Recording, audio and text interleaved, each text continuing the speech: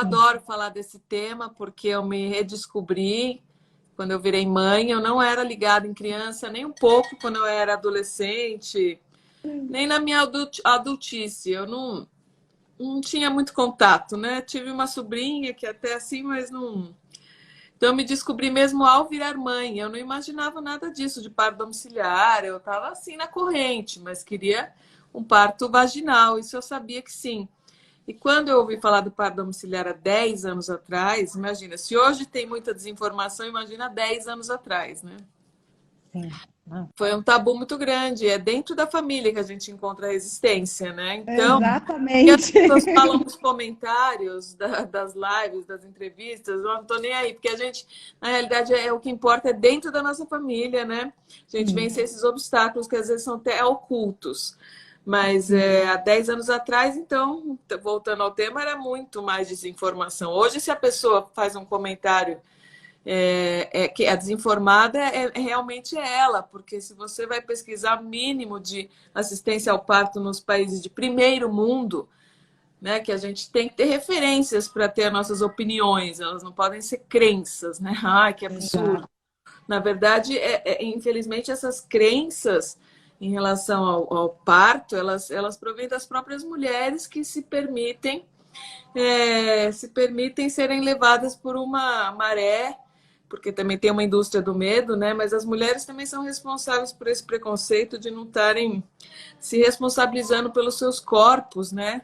Num momento como esse, aproveitando esse momento para realmente virar mãe, você passar por uma experiência significativa de respeito ao seu filho, que não se fala isso, num país de cesárea eletiva como o Brasil, em que o direito ao nascimento ele não é respeitado só porque não existe uma legislação, mas existe uma ética. Então, se você vai pesquisar isso no mundo, a cesárea eletiva, eu gosto de abrir falando isso, porque a minha opinião já nua e crua e já baliza um pouco, né?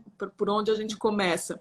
A cesárea eletiva, em muitos países, ela é um ato proibido.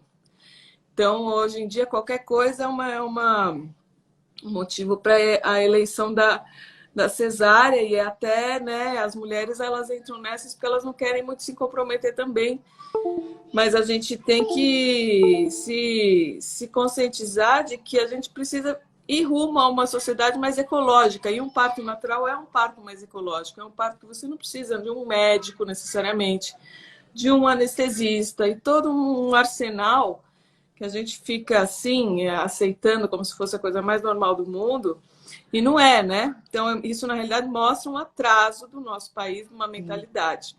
Então é o seguinte, não é coisa de hippie, não é coisa de a mina então é filha da Ana Maria Braga, ela pode pagar ambulância, papapá. Não, eu não tive médico nas minhas assistências, só a enfermagem obstétrica, que é perfeitamente capaz. Por quê? Porque eles já têm um viés na formação deles não patológico, então eles não partem da patologia. Então, para ficar mais claro, não partem da doença como a medicina, que é a nossa Sim. medicina ocidental, que também tem esse viés, né?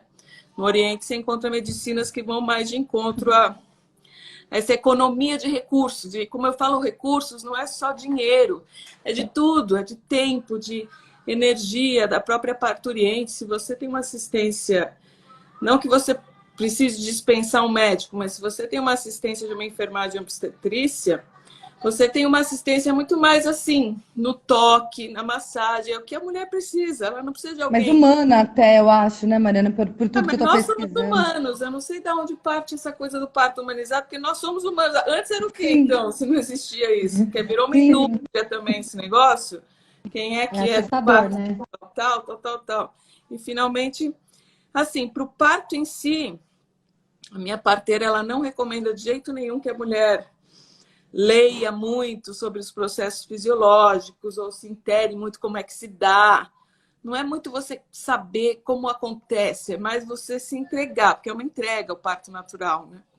Então, a boa obstetriz, que ela faz o pré-natal junto, se você consegue ter essa sorte de ter uma pessoa assim, ela vai destrinchando os nós da sua família, dos seus relacionamentos, porque finalmente é uma coisa muito psicológica. A gente volta para o nosso nascimento, os padrões dentro da nossa família.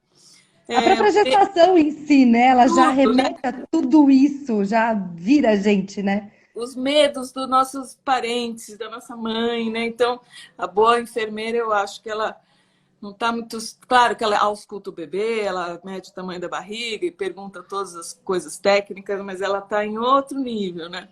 Eu acho que essa que é a evolução humana, não é a gente ter cada vez mais máquinas para curarem ou remédios ou vacinas para curarem as nossas doenças, é mais a gente ter autonomia dos processos da nossa própria vida, né?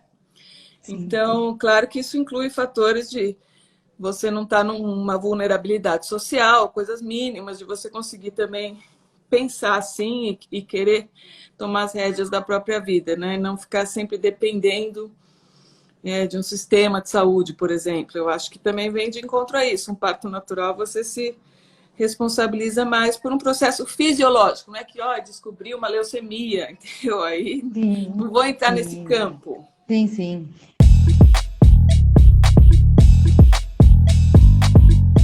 Em meio à pandemia, subiram o número de casos de denúncia sobre pedofilia infantil.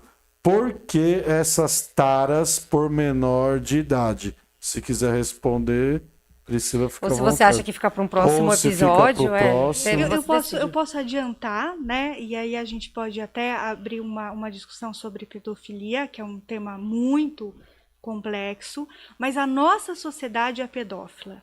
A nossa sociedade valoriza mulheres sem pelo. A nossa sociedade valoriza mulheres extremamente magras, sem caracteres secundários.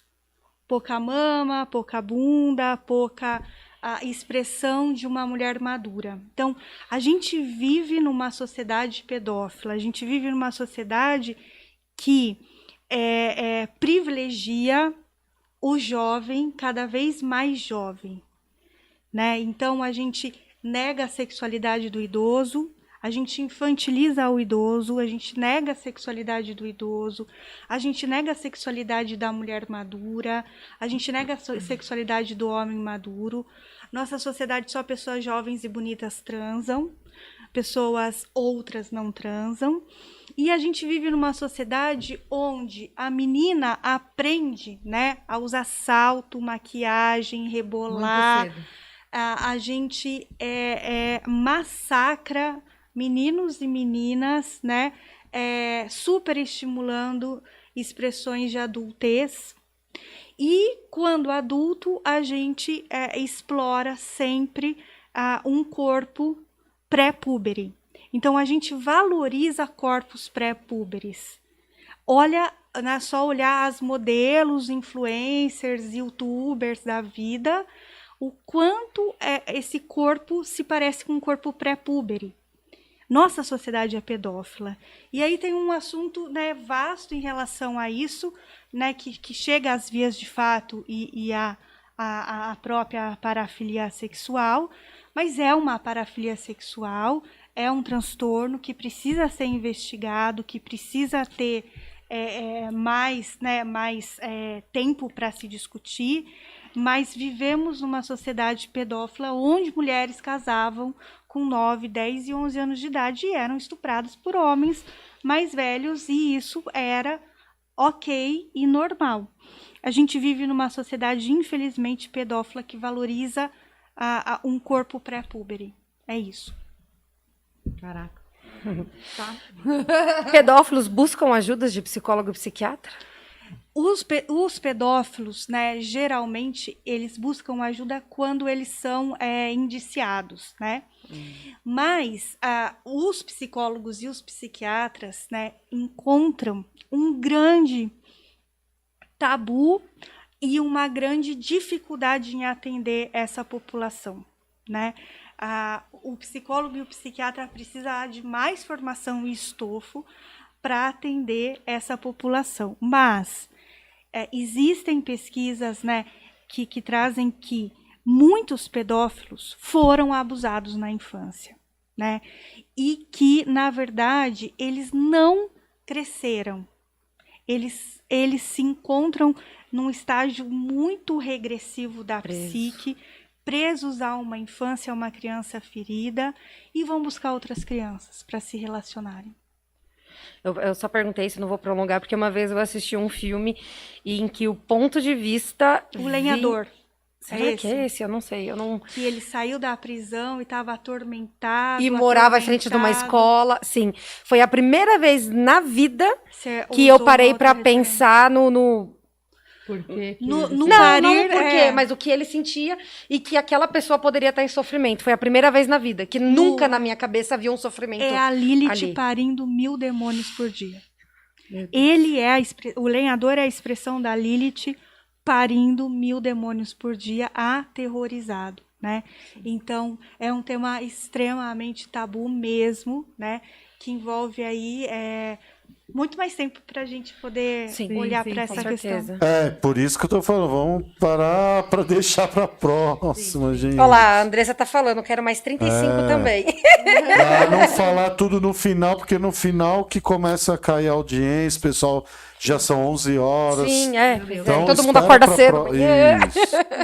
Não, gente. Então, meninas, é com Não, vocês. eu só tenho que agradecer, foi fantástico, fantástico, fantástico. Mas eu queria muito que você voltasse 35 vezes. Eu queria que você tivesse um dia fixo aqui, É, entendeu? meu Deus, que Porque, maravilhoso conversar com você. Acho que é um dos bate-papos que eu mais gostei aqui. Sim, com Não, foi certeza. muito- Eu falei, eu tô com vontade de assistir, pra ver o que que eu perdi aqui. Eu tô com vontade de ler o assistir. comentário das E pessoas. esse dela vai ter corte pra caramba. Fantástico, fantástico, meu Acho que foi Deus. um dos que a gente menos falou. Ainda bem que você não é engenheira. É, Não, o mundo ganhou menosprezando. muito Uma com isso. profissão magnífica e necessária e maravilhosa, mas, nossa, não consigo imaginar. Não, eu agradeço demais. Não, a demais gente mesmo. que agradece. Nossa.